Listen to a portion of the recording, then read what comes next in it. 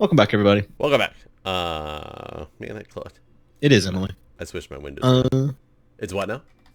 Nothing. Oh, okay. Nothing. I gotta go I think it's funny that we still got dark areas underneath here, so there's like, you can hear zombies under there. Wonder if there's more. Wonder if anyone AFK'd in the witch farm for me. Just that can be what you can do is you can set up one little area that I don't know if you can put borders around people who are like if you can let visitors come on the server and put like, you know, the borders and stuff around them. You let people on the server just so they can sit around the witch farm and that's all they have access to do. I mean, I guess you could take a player because you can put those creative barriers. You could spawn some of those in, and then then put them inside the barriers. Yeah, that would work. Yep. So anytime they log in, that's the only place they are. That would work. I think we got the plan. Oh man, I will tell you today. I went. My work frustrates me so much sometimes. Just with the fact that they're trying to like what they call systemize. They don't. Apparently, did you know the term corporate is now like a bad term? Yeah, you've told me about this. So now it's the system. So we talk about they don't corporatize, but they're systemizing or systematizing. I don't know what you'd call it. I always joke around and just say they're systematizing, but you know they're trying to centralize, you know, some stuff, which that in concept is fine. I understand that when you're dealing with like a corporation, and all that stuff, but it makes it so like now I report directly to a system level boss instead of my local level boss, even though still I'm locally paid for by my facility. But what it's done is it makes me have to go to the system, which is about an hour away from my house. The word "the system" just sounds like some shit out of the Matrix or something like that. It's so much fun to say. Sometimes I just say I'm going to system. I don't even say that. Just say system. It's so weird. But I have to go for all these like quarterly meetings, but then I have to go for these monthly meetings with my new boss, and then we have to go for a different set of quarterly meetings with the informatics department up at the system level. So I end up spending a decent amount of time up at the system level. And today we went up there for like this quarterly meeting, which they used to do them in the mornings and end them at, sometimes they'd be all day, and sometimes they would be like in the mornings and it would end at like noon, and after that either you go back to your facility or sometimes you just go home and work from home for the rest of the day. They started making them in the afternoons. So this time we get there and the agenda's like, we get there at 11:30 for this meeting to start, and the agenda's until 5, and I'm like, Jesus, normally these things end at like 3:30. Like DC traffic at 5 o'clock is freaking insane, and I'm now an hour away from my house, which means it's an hour and a half drive home minimum because of like the time that we're dealing with. So I'm already somewhat frustrated, as well as this is one of those meetings that they refuse to send out agendas for, or the calendar invite. They send out the email that says save the date on your own because there's something against sending out a calendar invite, which I don't quite understand. It's always baffled me. So this one, like my whole team at my hospital didn't have it on their calendar. I don't know if it got, didn't get emailed out appropriately or what, but somebody basically told us on Monday, oh, by the way, make sure everybody has this on their calendar. I just looked and noticed that there's another one of these meetings. So nobody even knew about this until like Monday. We all kind of forgot. But they did a couple of system level things there, and then we have like a speaker, and the speaker, instead of having a couple speakers or a speaker with like an hour presentation, he had a 3-hour presentation, and he started an hour and a half into it and said he had a break built into his presentation that was 2 hours into his 3-hour presentation. So we didn't get a break to leave this like room until like 3 or 3.5 hours or something like that, because he ended up talking for like a really long time past this. And not only this guy, have you ever listened to somebody talk about something and you can tell how biased it is from the beginning? It was almost like a political debate, but it wasn't about politics per se. But you could tell that there was just so much fact twisting to fit this guy's narrative. It was just making me more and more and more angry as I sat there and listened to this guy.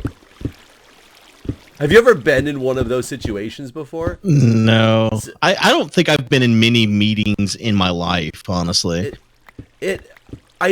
So apparently, and that's why I say it's not political per se, but they were talking about one of the things that he was talking about is apparently there's a big vote as part of the last election about nurse-patient ratios up in Boston, or up in Massachusetts, was trying to pass this bill for nurse-patient ratios, and this has been a talk in the medical industry for a long time. And I don't know. I haven't done enough research on it myself to know if I'm for or against nurse-patient ratios. I can see points of both sides of it, but I've never researched it to have a strong opinion either way. Well, the bill got defeated, but apparently this guy has been writing for years about how he basically thinks nurse-patient ratios are going to ruin the industry if they ever go in. So that's what we're already starting with, is, him with this biased opinion about nurse-patient ratios and why they're bad. But I knew that going in, and he was honest about that going in. But some of his arguments were so bad to the point where, and granted this was one of his later arguments, but he's like, and a lot of people are talking, one of the reasons that they want nurse-patient ratios is to increase the quality of care for patients because there's less patients each nurse has to deal with. However, I would posit to you that nurse-patient ratios may decrease the quality of care. Why would they decrease the quality of care? He didn't say. He never went into why. So I was thinking to myself, I'm like, well, yeah, but they also may increase the quality of care. What the fuck are you trying to talk about right now? But that was one of his arguments. And that was once he got to that point, I was just fuming. I was so...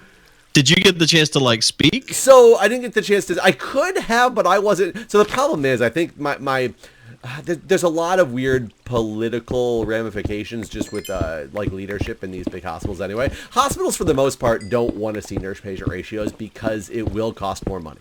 And so you mainly have your administration is already against them. So what's the current ratio and what are they trying? What are they? One. So that's the thing. There's no official ratio. And so there's reasons for there not to be that I understand as well. So that's why I said I'm not saying that I'm for nurse-patient ratios and I'm all on this political tangent to get to nurse-patient ratios. But a lot of people feel that it's such a complex thing. You don't mandate it at from legislature. You don't mandate it at a statewide level that because California did, and they mandated it's a 4-to-1 ratio is the maximum ratio you can have for patients. However, we often do a 5-to-1 ratio in our med-surg units, and especially at night. So it's 5 nurses for every doctor? No, for nurse to patients, 5 patients per nurse. That's and that's what you're talking about, not the doc. Oh, okay, so I thought you were all this time I've been listening to this. I thought it was the number of doctors and nurses ratio. No, so in a nurse-patient ratio, the words I've used the whole time, the doctors. Well, maybe you have, and maybe I'm distracted. I don't know. Yeah. I don't know why. Yeah, this is a nurse-doctor ratio in my head this whole time. Anyways, now that I'm now that you're fully caught up in where we're at, so it is a very complex idea on whether governing it and making it a legislation is a problem, and some hospitals are worried from the opposite perspective, to the point where if you make a mandated nurse-patient ratio of saying 4-to-1, that some places will actually be well, we normally do 3-to-1 in this unit, but because of the legislation, we better go up to 4-to-1, and that might be unsafe as well. So there's a whole bunch of things to look at. But my whole purpose is I like to listen to people who can talk about all the sides of an argument, so that you can kind of make your own decision or whatever, and you can even tell me why the reasons that you think it's a bad thing, if it wasn't clear that they were just completely biased and you were twisting things around to make them fit your narrative, like politics. That's the way politics works. When you end it with, and I would posit that nurse-patient ratios may decrease quality of care. Well, good for fucking you. Like, I don't, what good information did you just give me at saying that? I also posit that winning the lottery could be terrible and leave me broke. But I would also still posit that it would probably make me rich at the same time. So like, I don't know how to respond to something like that. And one of the earliest thing, I'm like heated about this thing. I can tell you're so angry. I've been waiting for us to start recording because I so wanted to talk about this. And it was funny, and I want to see if I'm going to say something, and I want to see if you can follow the logic to where I got to, or if I'm thinking like wrong. I don't think I'm thinking wrong, or if I'm just thinking outside the box. He showed a slide, and there's always been a big concern and question that as the baby boomer generation is, retiring and such, that there's going to be a big shortage of nurses. And they actually have done some research now and show that there's so many nurses in the millennial generation that there actually isn't a concern anymore that we're going to be at a shortage for nurses with all these baby boomers and stuff leaving the industry, which that I can kind of believe. But he shows this graph, and it shows the number of baby boomers, older people than baby boomers, Generation X, and millennials on this graph on where we stand. And actually right now, Generation X is actually just took over from the baby boomers and how many of them are currently in the industry. And then it had projections after the year 2018 for where they think it's going to go. And out of nowhere, the millennial line basically just shoots super high and almost doubles from current day to basically show that there's all these millennials going, into the nursing field and how it's not a problem anymore. Curious what your initial thoughts are on just hearing that in general. I mean, I don't understand why you have I'm confused why there's a shortage of nurses because of baby boomers. Baby boomers are a big part of the current nurses right now. But I mean, aren't there always people filling those jobs? So, yes, and nursing has become a much more popular profession, especially since it's branched out and there's so many more men in the profession now. It's not just just women going into nursing, and not that it was ever just women, but there's a much higher percentage of men going into nursing now as well. So you're actually just getting more people in general. That's what nursing. I would think. Well, the biggest problem that I had with it, and I put in a comment, you can write these comments on these little iPads, and they did read the comment, but you could tell he didn't understand my comment with the way he answered it. I said, with the millennial generation being the years 1981 to 2000, that means the youngest millennials currently are 17 years old, which leads me to believe that from a first career perspective, most of the millennials are already in their first careers, right? Because they're going to be the ages of 23, 24, 25 is it starts about, 75% of the millennials are 24 or older at this point. So why all of a sudden after today do you expect to see the number of nurses in the millennial category double than current state? Well, that makes sense. Well, I mean, I guess they could still be in school, right? They could still be in school, and that's why I said, the 17-year-olds and 17 to 24-year-olds could still be in school, but anybody after that, for your traditional first degrees, and sure, there's going to be second-degree people, there's going to be people who go into the profession later, they don't start college and stuff right away, so sure, you're going to have an increase, but 75% of that millennial workforce is already working their first career if they've gone to, college and stuff. Right. And some of the answers that were given by him, as well as the person who leads our system level, because I don't think they quite understood what I was getting at with this question, were things like, well, a lot of the baby boomers have kids who really enjoy, have seen their parents and stuff grow up in nursing and have really taken on nursing and really think it's a great profession and have, they have the baby boomers who are in nursing have 1 or 2 kids and they like nursing, so they go into nursing, so there's more nurses. And I was like, that didn't answer my question at all. You're basically just saying why more people are interested in nursing in general right now than they were in the past, but having nothing to do with the math that I'm laying out for you about years and how old people are and why your projection looks off. So Did you say all that or no? I know, because I didn't have a chance to rebuttal at that point. It was just like a written comment on that they read Gotcha. to the speaker. But, you know, and then the whole, like, his whole 3.5-hour discussion went on with all these facts that just seemed twisted. Whereas at one point, he basically said that you can't use...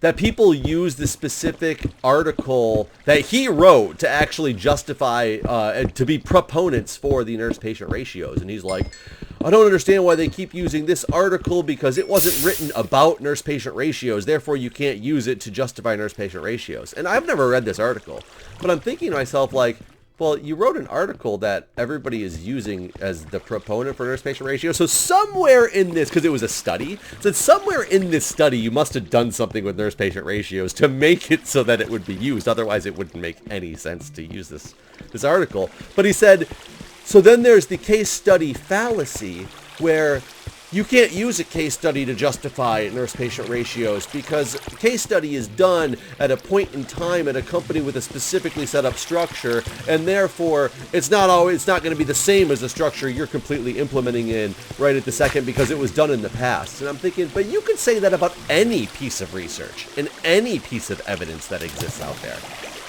Yeah. So it makes me completely lose faith in the person that I'm listening to. Like, I'm one of those people, I want to hear all sides of the debate. I want to hear all of it. But when I start realizing that you're twisting facts around to fit your narrative, I can't trust you anymore. I feel like that's what everyone does, though.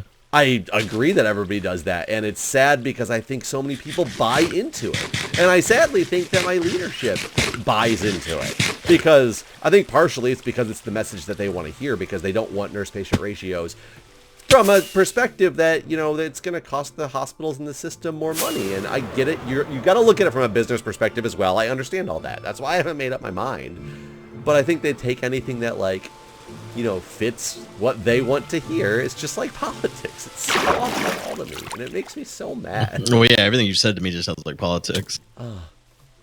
Makes me so mad. By the way, I found diamonds at the very beginning of that. Oh, so we're almost to the diamond level then? I went to the very bottom and started digging. Oh, I see what you're saying. But I left him there because I don't have a fortune pick on me. So I'm trying to see if there's one. So was there a doctor-patient ratio? I don't know. I don't think so, but I'm not sure. Well, why is that any different? So I don't know. Doctors take care of patients in a different way is the problem. I know that sounds weird to say, oh, they take care of them in a different way. But they take care of them, like you have teams that take care of patients, and they take care of patients from start to finish.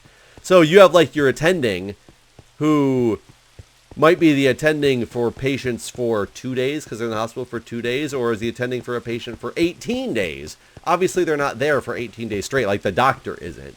So they take care of them in a different way. Nurses take care of patients because I go to work, I have a patient assignment or a caseload selection or whatever you want to call it. I have a handful of patients that I'm taking care of for a shift. Right. And there's phantoms. You should have slept. You done fucked up. I done fucked up. I'm trying to get back to the beds as quickly as possible. Whoa! They're like lagging, which is making it so I can yeah, everything is lagging. But it's very laggy. Why is it so laggy? I thought we. I don't know. It was really good last time we recorded. Remember? I'm gonna die because I'm getting dive bombed from the back.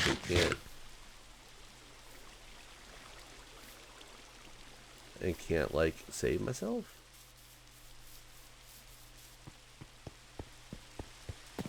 Oh, stay nighttime. I can't tell if it's getting light or if we just got too much glowstone. Why aren't these phantoms after me anymore? Something's wrong. Something is not right, dude. I'm in a bed and I'm in it. I'm sleeping in it, so I should be good now, right?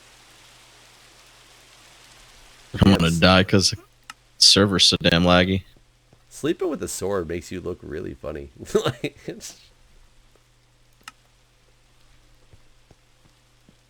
I don't know where these phantoms are at now.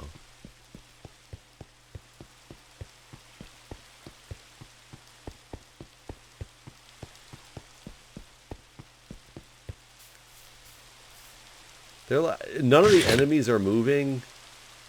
Oh wait, this guy's moving now. I've had zombies moving. Okay, killed that guy. I don't know where the phantoms went though. Do they go away the day? They burn, but I guess they wouldn't burn in the rain. Huh.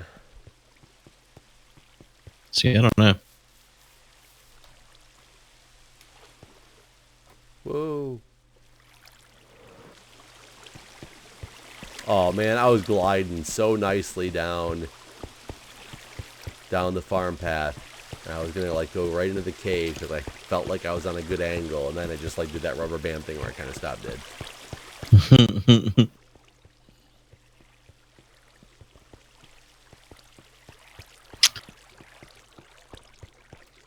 So you guys do have a ratio at your hospital that you go by. It's just not a mandated one. I mean, yeah, sort of. Like, so in our ICUs, it's a 2-to-1 ratio. You don't go over that with ICU patients. So yes, we go by that ratio for safety, and for the most part, we go by I think it's more of a 5-to-1, 4-to-1, depending on the acuity and things like that. So, oops, I was gonna get something else. So yes, there's a ratio we try to stick by. I do think it might get a little bit, questionable if it's always stuck by when staffing gets low, and I think that's part of the reason for that some places are really want to push for patient ratios. Unions especially want to push for patient ratios, but it's because they have a different whole agenda on why they want to push for ratios. I got a lot of diamonds out of this. If I picked them all up. I got 19 diamonds out of that vein.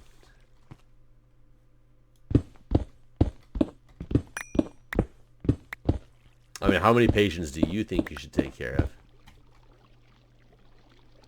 I mean, I would think it'd be something like 4-to-1. That sounds like a number to you. That would be. But this is, I mean, I don't have any insight into this. That just sounds like what it would probably be. But honestly, I feel like they could probably even go as far as like 10-to-1, depending on the circumstances, like what part of the hospital you're in or something. So, and I think that's the point of some people who are against it, is that you shouldn't mandate a number because then it screws up places that you could do a 10-to-1 ratio, because I can't say you'd be inpatient, but what if you're an observation patient and you're just there to be, you have to wait in the hospital for 24 hours, but there's nothing actually wrong with you anymore. They're just making sure that something doesn't happen. Yeah, like low maintenance patients. Like and I can understand. Like, I mean, I feel like it's one of those situations where it's hard to mandate something because, like you said, like the ER, you need more in the ER. So, and I think that is what I find interesting about in California, where it is mandated, is I have a lot of nursing friends who moved out to California because they pay a lot more to do like travel nursing and stuff. And in their ER, they still are mandated by that 4-to-1 ratio, which is I couldn't tell you a day if I had a day where I had less than 4 patients, or even just 4 patients for more than like a half an hour. That was just like a slow day in the ER. Normally, I was sitting with between 5 and 7 on average, because what do you think the ratio of patients to ER to need to be in ER?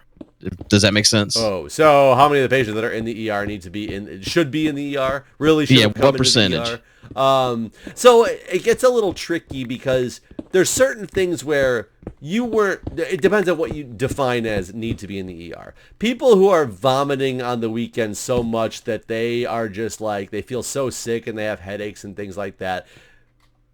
They come in, they basically get rehydrated with some IVs, and we send them home. They're still sick, but it's just like, not necessarily the flu, but some illness of whatever that's, something a normal person would just sleep through.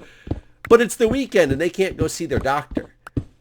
So those people really have a good reason to be in the ER because they don't have access to the hydration measures that, we have at home, but they're not emergency and dying right then. So it really depends on like, what is your definition of needs to be in the ER at that point? if you're talking actually patients who would have otherwise died had they not come into the ER, I would say less than 5% of the patients that are there are fit that bill. However, I would say closer to 50% of the patients aren't dying, but had a very good reason to be at the emergency department.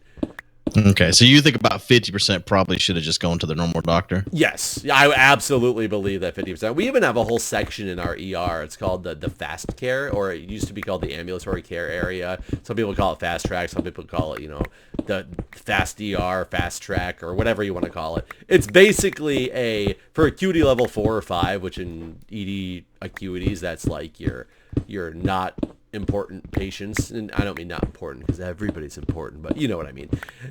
It's set up just like a doctor's office. You get put in a room, a doctor comes in, looks at you real quick, basically prescribes you some, PO meds or some antibiotics and sends you home. That's pretty much what it is.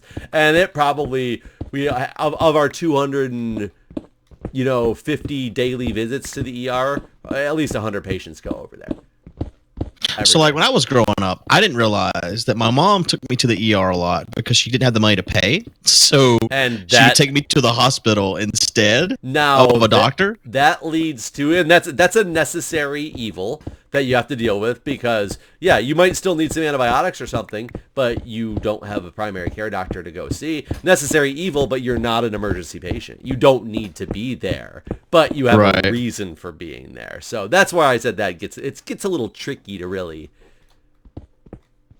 justify the numbers that you're looking for. But yeah, very small percentage of people come into the ER who are actually like going to die had they not come into the ER. I feel like that would make me angry. You definitely.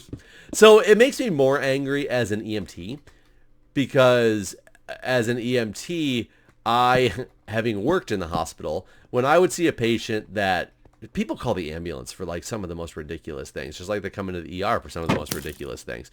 But, for the people who don't need to be in the ER, the sad thing is how many of them came in via ambulance. And that would make you...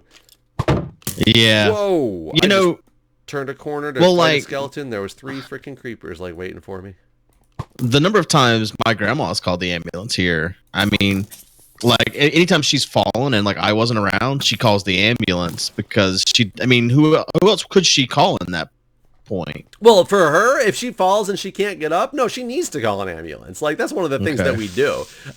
We have a lot of people that we go out for what's called a service call. And sometimes it's just somebody will literally call and be like, I am not injured. I just physically can't get up. And we'll go out for a lift assist. And we'll just go help them back up. Sometimes they need to, especially older people, they might need to go to the hospital because they might have hurt themselves or whatever. So that's fine. I'm talking about the person who's like, oh, I was walking, like the 25-year-old who walked around the corner and kicked their toe on the door jamb and their toenail fell off. Not kidding. Those people call the ambulance all the time. Wow. And want to get taken to the hospital. But as an EMT... people are so afraid, especially some paramedics, on basically telling patients that they really have no reason to go to the ER. Some EMTs are so afraid of that, they try to convince patients to go to the ER. When you'll get to a scene and they'll be like, no, I don't want to go to the ER. You'll hear EMTs trying to convince them to go because they don't want to be at fault for not treating somebody that needed to go to the hospital. And from an ED overcrowding perspective, that makes me so angry. Yeah. I'm sure you don't miss being on the ambulance, right? I do to an extent. It's just like I miss working the ER. I didn't want to go to an office job. I liked doing patient care, and I miss it. And granted, I like the job that I have now, and I don't want to necessarily go deal with the bullshit that I had to deal with when I was on the floor. I do miss it to an extent. I feel that I am. It's just like so ICU to ED nursing. I'm a very mediocre ICU nurse, but I think I was a great emergency department nurse. Kind of the same with the firefighting. I'm an okay firefighter. I am a fucking amazing EMT. you know, I'm tooting my own horn, but you know, that's my perspective on my skill set in those areas. Is there's so many better people at being firefighters and officers than I am, because they have a thirst for it and a blood for it, and all they want to do is train and pull lines and go to fires and this and that. And I enjoy doing it, but they're much better at it than I am. But I am a great EMT. So, but when the hours like awful, I remember you telling me they were hours are just about the same hours as being a firefighter. Oh, I guess like I wait, guess versus you mean what nurses? you do now. Yeah. Oh, so define hours. So yes, I was a night shift only for the longest time. I liked it. I got paid a lot more. Basically, I turned my whole schedule down to nights. I did not have a family at the time, you know, so it was a lot easier to manage. I work normal business hours now, so sure, that's okay to a perspective. I will tell you the biggest thing I miss about my old job, and the one reason I almost didn't take the job I have now, when I was a nurse working 12-hour shifts, even though I had to switch days and nights, it was 3 days a week. That's all I had to work. I could have 8 days off without taking a day of vacation. Because yeah, I guess I do remember you tell me about that. Yeah, that seems pretty nice. That was going into work 5 days a week is the biggest thing I dislike about my job currently. Right. Well, I guess we should stop talking about it. Okay, fine. We'll stop talking about it. No more talk. Thanks for watching, everybody. All right, see ya.